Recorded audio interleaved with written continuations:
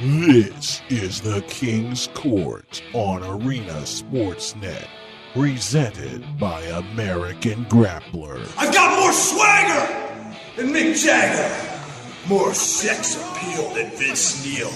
All guests from all walks of life share their time with the King of Connecticut. They are dreaming of just one night with a man such as myself. Any and everything goes. I am the King of Connecticut. I was raised with class and sophistication. And now, from Norwalk, Connecticut, weighing in at 230 pounds, if George Clooney had muscles, they'd call him the King of Connecticut. The one, the only, Matt Granahan.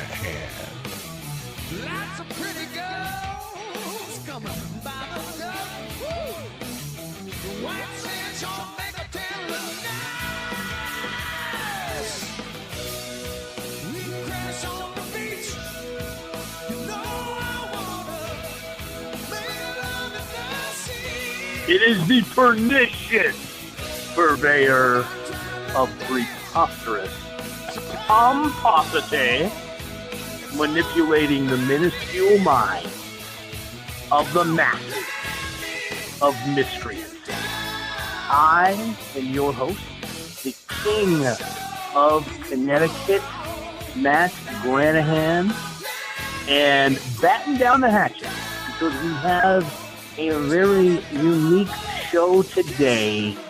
We're on the other side of the Great Divide, so hold on tight for a wild ride. On tonight's show, there are no guests. It is just yours truly, the King, sounding off on a variety of topics. We are going to focus on politics and football and the politics of football. But before we do that, one of our guests this season was Tim Fairbanks, the host of the Beyond the Fight podcast. And Tim had me as a guest on his show, and he wanted me to tell some stories. And I told a story on that show that needs to be told here on the King's Court. And it involves one Rob Van Dam. And it involves the New York badass Phil Baroni. And it involves us last summer at a big pro wrestling fan fest, one of the largest in the country, according to Jerry Briscoe, my contact with WWE. It is the second largest fan fest in the country, second only to the fan fest that is done periodically every year at WrestleMania. And it is the NWA Legends Fan Fest. It's held at the Hyatt Regency Hotel in Charlotte, North Carolina, home of the Nature Boy, Ric Flair.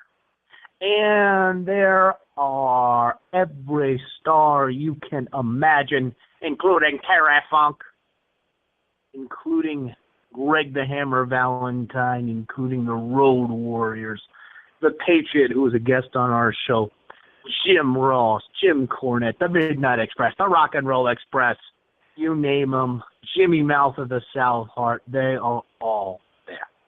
And at this fan fest, the New York Badass and I have our booth, the American Combat Association booth, where we are selling our products as the #1 crossover brand from mixed martial arts to professional wrestling, undeniably, undisputed, period, end of story.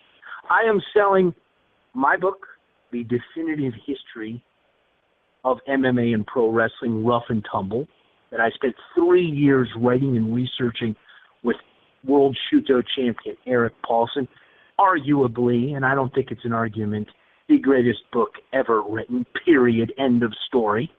And I am also selling some of our DVDs. I am selling some of our T-shirts. And when fans walk by the American Combat Association booth, they are not going to see us sitting in our chair. We are going to be in your face. And if you come to us at our booth, you are going to get your own custom promo. That is assuming that you buy something from the booth, which is required because you need to add it to your video library collection, to your personal home library collection, to your apparel collection. So anyway, we're there at this Fan Fest. And Mr. Baroni and I, the New York Badass and I, are given a huge compliment by some of the old timers, like Joe Laurinaitis, Road Warrior Animal, like the Hammer, Greg Valentine, that we are truly old school. And we're pretty old. I'm a little older than Phil, but we are obviously older than the current superstars, but we're not quite as old as some of the veterans and legends. But the reason they said we were old school is because we're rocking and rolling. We're strutting and strolling. We're closing down the bars every night, 4 nights in a row here. After our obligations are done at the Fan Fest, you can see us at the hotel bar. You can see us at the local bars. And on this one particular evening, the story that I told, I'm with Rob Van Dam and the New York Badass Phil Baroni at one of the bars. And they absolutely loved us because we brought a lot of the female fans. Because you got to imagine the King of Connecticut. Come on. The King of Connecticut, the New York Badass, and Rob Van Dam, every female within shouting distance, with every female within driving distance, want to come and hang out with us. So we've got our harem of ladies. We get to the bar, we're pushing and pulling, we're doing a little drunken wrestling, and it gets to be closing time, and the owner of this bar is so completely entertained by us that he keeps it open until 4 or 5 in the morning. I think the sun was coming out when we got outside. Just starting to creep out. The sun's just starting to creep out. We get out there, and Rob Van Dam does his epic belly flop, his flog splash into the pond. And to explain this, there's the bar, there's the pond, and then you walk across the walkway by the pond, and it's a hotel, the big giant hotel and convention center where we're having this Fan Fest. So RVD jumps in. Phil runs in after him, and they proceeded to have a match in the pond for the fans, the ladies, and during the course of that, Rob Van Dam does his backflip, busts his face up. Everybody the next day, all the fans that heard about it, that he and Phil had a match, they thought Phil had punched him in the face. And that was not the case. But it was a crazy, crazy, crazy time. And it was a fun time. And one young lady that I met a few years ago working our American Combat Association booth at one of these Fan Fests is the legendary WWE diva, Miss Deborah, known to you all as the Puppies. That you know her lovely puppies, and let me tell you, the king can tell you firsthand, they are even lovelier than you imagine. Deborah McMichael, Deborah Marshall, ex-wife of Steve Mongo McMichael, Chicago Bears Super Bowl champion, WCW broadcaster, WCW superstar, Four Horsemen, and ex-wife of Stone Cold Steve Austin. Well, when she saw the king, and she was in one of the adjacent booths at one of these Fan Fests 2 years ago, she immediately became smitten. And you cannot blame her for becoming smitten. She had a thing for the king. And when we left the Fan Fest, she wanted more. You know, it's kind of like, What's the old song from Billy Idol? In the midnight hour, she cries, "Mo, mo, mo," with the rebel yell. She cried, "Mo, Mo, Mo, Mo, Mo, Mo." She wanted more, baby.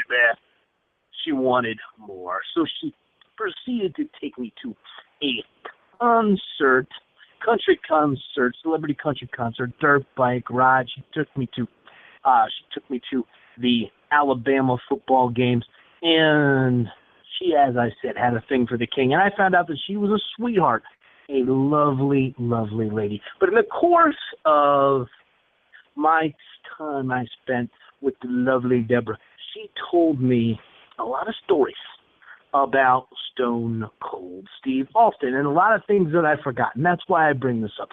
And I don't want to bury Stone Cold Steve Austin because I am a Stone Cold Steve Austin fan. I've always liked Stone Cold, always liked his promos, always liked his persona. He's entertaining. His work in the ring doesn't compare to the King. His mic skills don't compare to the King, but nobody's do. Nobody's do. Nobody compares to the King. But yet he is still entertaining, and I'm still a fan. Still a fan of Stone Cold. But anyway, bottom line is, fast forward to today, okay? Jerry the King Lawler. Jerry the King Lawler. Everybody knows him. Legendary wrestler. Everybody knows him going back to the Andy Kaufman days. Going back to his time on the mic with JR. One of the great broadcast teams in professional wrestling. And Jerry Lawler is accused of some domestic violence. It sounds as though it's one of those situations where it's he said, she said. And Lawler's, at least to me, at least to the King, Lawler's deal seems to make a lot more sense. Because, let me tell you, any of us that have lived with attractive party girls like Lawler's with, she's 39 years as junior, we know that these girls often come with a lot of drama. And in this case, in this instance, it seems to the King as though Lawler is correct. But who knows? Who am I to judge? Who am I to judge? The point is, I did an article that you all need to read. It's on the arenasportsnet.com. It's on ASN, where I talk about an incident that happened with Miss Deborah when she was married to Stone Cold, that she told me about in great detail, where he was not only arrested but pled no contest, which is essentially a guilty plea to the domestic violence with Miss Deborah. And again, as I write in the article, I'm a Stone Cold Steve Austin fan. Whatever happened. I don't think that he should be. I'm not one of these vengeful people that think, hey, somebody did something wrong. Hey, if he paid his debt to society, which he did, he should be fine. He should have all of his rights. He should be able to live his life, should be able to earn a living. And what's done is done. But there's a huge dichotomy between the way the WWE is treating Jerry the King Lawler, where they immediately ban him. They take him off of the network. They suspend him indefinitely in 2016 versus the way Stone Cold was treated in 2002. Because Deborah got a couple of gifts, as I write in the article, from the old WWF back in 2002 when this happened. She was released from the company. That was one gift. And she was served with a gag order, so she could not talk about it. And I can tell you, it has taken a toll on her mentally. She's a lovely woman, but you can see that she is still affected when she talks about this. So we're going to get off that topic. We're going to get into politics, football, and the politics of football. And let me say that if two words could define American politics, those words would be illogical hypocrisy. Illogical hypocrisy. Our country currently spends more on foreign aid than the next 28 nations combined. And 25 of those nations are supposedly our quote-unquote allies. So you hear that number and you say, how in the bloody hell are we not bankrupt as a nation? Well, we are. Our economy is bankrupt, and it's falsely propped up by the Federal Reserve. Now, a lot of you people probably don't even know what the Federal Reserve is. If you're fight fans or you're sports fans, the Federal Reserve is an institution that is completely autonomous from our own federal government. If you look it up, and I'm not going to spend forever talking about it, but I could spend days. If you look it up, it was basically created in the dead of night. It is a secretive organization that runs our economy, and it is completely corrupt. It's an institution that's made us beholden to the very governments we're providing foreign aid to. Now think about how that makes sense. And I'm only going to touch on these things because this is not a political show, but I'm going to tie this all into the National Football League in a little bit. You know, how insane our politics is. You hear all this talk about immigration currently. And Mexico have an extremely strict immigration policy themselves. If you were to go down to Mexico and you were to be there illegally as an American, not only would you be locked up, you would literally be held for ransom. So yet we take all this heat over being tough on immigration when we say people should be here legally. It is completely insane. And we're also made to feel so guilty as a nation. This is something that really upsets the king. We are made to feel so guilty as a nation over the Syrian refugee situation. Let me tell you about Saudi Arabia, Qatar, Kuwait, the United Arab Emirates. I was in the United Arab Emirates when Kamal was fighting over there. And let me tell you something. That is a country where the streets are literally lined with gold. Okay? These countries are all adjacent to Syria, yet they refuse to take a single refugee. They don't take one refugee, and they're unapologetic about it.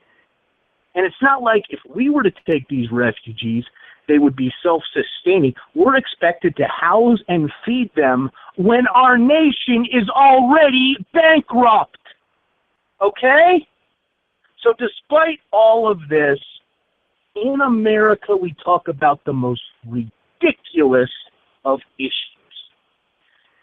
We talk about things like this gender bathroom nonsense down here in North Carolina. This is a solution searching for a problem.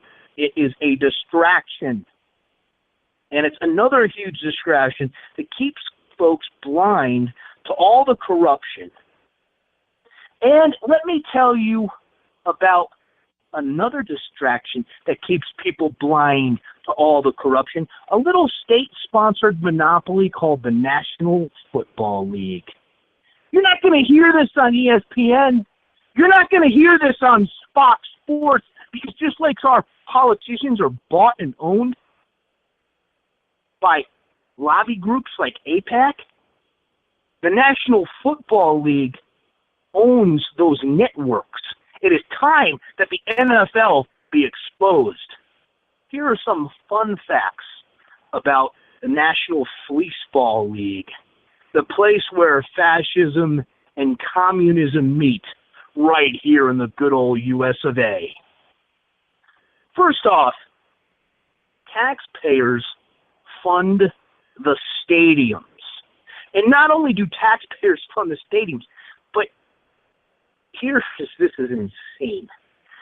12 teams in the National Football Leagues have literally turned a profit on stadium subsidies alone. That means that they received more money from taxpayers. They received more money from taxes to build their stadiums than it took to actually fund the stadiums. So they pocketed the rest. Okay, that's just the beginning. Antitrust law does not apply to broadcasting deals with the National Fleeceball League. Because in 1961, the Sports Broadcasting Act gave the NFL the legal right to conduct broadcasting negotiations in a way that would be considered price collusion in any other industry. Look it up. Again, I'm not going to spend all day on this. Educate yourself. NFL has non-profit status. This is completely insane. Like a church. The Church of Roger Goodell, who makes over $35 million a year. They have non-profit status. They're the most subsidized organization in American history. It's insane. In 1960, Congress gave away the store to the NFL, and they got nothing in return. Very typical of our politicians. Remember back to how I said we spend more on foreign aid than the next 28 countries combined. Why don't we roll over and play dead? That was expanded in 1966 to say that if two leagues were to merge, the new entity could act as a monopoly regarding television rights. This caused the merger of the NFL and the AFL. Okay? They were two separate organizations, and the government basically greased their palms so that they would create a merger. Now, you may say, well, the National Football League, that's professional football. Has anyone ever heard of the United States Football League? The United States Football League successfully sued the NFL in an antitrust lawsuit, and the amount that they were given in the suit was laughable. Laughable. And then the USFL went out of business not that longer later. You know, I work in the alcoholic beverage industry, in the beer and wine industry, and this is akin to the Budweiser distributor having their building paid for, having all their trucks paid for, and I didn't even get into the athletic facilities, having gyms built on their ground, not paying taxes, and then having us, as a non-Budweiser distributor, be expected to compete against them. This is crony capitalism. It exists in my industry to a lesser degree. In the alcoholic beverage industry, there's collusion between large distributors and lawmakers to push out the competition.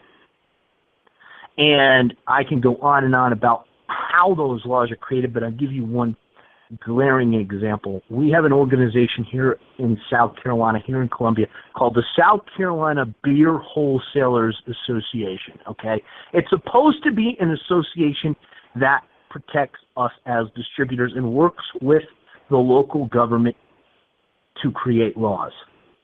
For the last 10 years, the head of that association has been the general manager of the largest bud distributors in South Carolina. Wrap your mind around that. Wrap your mind around that. Are you starting to see a theme, people? Am I opening up your mind? Because our government surrenders power of our monetary system to a corrupt and autonomous third party, the Federal Reserve, that has literally sold us out to foreign nations. Our government gives unimaginable sums of money to foreign governments and is more loyal to the lobbies that represent those countries, like AIPAC, than to representing the American people. Now, the ironic part about this is with all these things we do to these other countries in the world, you would think that we would be so loved around the world. Everyone would love America. They don't. And they don't respect what we've been doing. America is a great country, but no one respects. It's kind of like if you had a weak, rich uncle. You had a weak, rich uncle that you know had no spine, had no backbone, and you went to him to borrow money. And every time you and your sisters and your brothers and your cousins all went to this rich, spineless uncle to borrow money, he would always give you money, and you would tell him, oh, don't tell mom and dad. And he, because he was spineless, would agree. That is what we have become, and it is sickening. It is sickening. We are better than this. And I would ask everyone listening to become engaged. Study the issues I presented, because most of the time when you watch the mainstream news, you're going to see these stupid, mindless, bogus issues that mean nothing. These are the issues that are important, what I have laid out. But you may not agree, and you may not agree with me, and that's what's wrong with political parties. Political parties have basically, that the Republican and the Democrat Party, they have a platform. And everyone who runs has to agree to that platform. You talk about a lack of independent thought. If you agree with everything I'm saying, you're not thinking for yourself. And if you agree with everything on a platform, you are certainly not thinking for yourself. You are a sheep. Don't be a sheep. Don't be a sheep. And I want to kind of end, because I listened to Adam Carolla a little bit. And I was listening to him talking about the 1970s. And he was talking to one of his co-hosts, Dr. Drew, that they used to do the Love Lines together, which was on a lot of the major rock radio stations at night. And they have a new program out. And Adam and Drew were talking about why the 70s sucked. And I'll tell you, I was born in the 70s. I was born towards the end of the Vietnam War. And it was interesting to hear them talk about this bizarre attitude in the 70s where everyone had to feel guilty about being an American.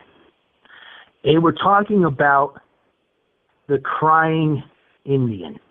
Now, this is kind of funny because they're talking about these crying Indian commercials that started in the early 70s.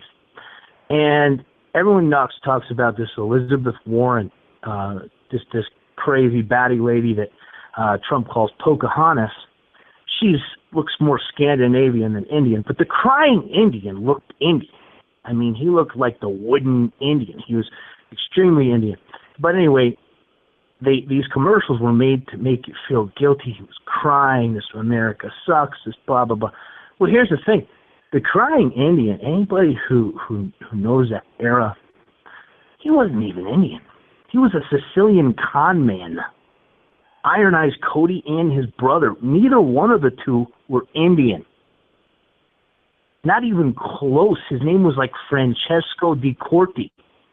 And him and his brother actually would lobby to Hollywood and say, you need to give the roles to Indians. And they would make them feel guilty if they didn't hire him and his brother, claiming that they were Indian. And everybody believed he was Indian. I think it was after his death that people found out that he wasn't Indian. And that just shows you one thing. It's all a con. And I'm going to tell you, it's all a work. And I'm going to close with this on this wild and crazy episode. This is a quote that I know the Beast Band Severn loves. It's kind of a little quote that I came up with about life from pro wrestling, and all the crazy stuff I talked about on this episode kind of points to that. Life's a work, then you get over. This is the King of Connecticut signing off. Have a great evening.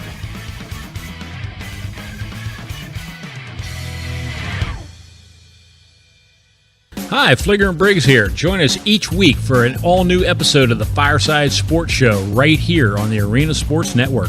That's right. Listen in each week as we take a look at the entire world of sports, fantasy sports, and anything else that crosses our minds. That's the Fireside Sports Show on the Arena Sports Network, arenasportsnet.com. Hey y'all, Snowman here. You can catch me every morning, Monday through Friday, 8 a.m. Eastern, as I talk sports and more and have some great guests, and the fans can chime in as well. Snowman in the morning, Monday through Friday, 8 to 10 a.m. Eastern on Arena Sports Net. Let me tell you about American Grappler Wrestling and MMA Outfitters.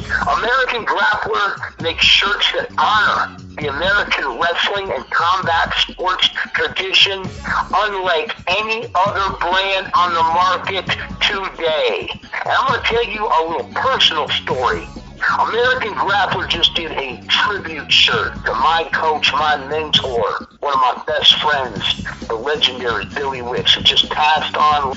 And all of the profits of this shirt are going to Billy Wicks' family. That's what kind of a brand this is. They are not just an advertiser on the King's Court. They are not just an advertiser on the Arena Sports Network. They have become family. And let me tell you something else about American Grappler. Their shirts are of the finest quality. I've been training in these shirts and wearing them proudly for years. Support American wrestling heritage. Go to AmericanGrappler.us today. You'll be happy you did.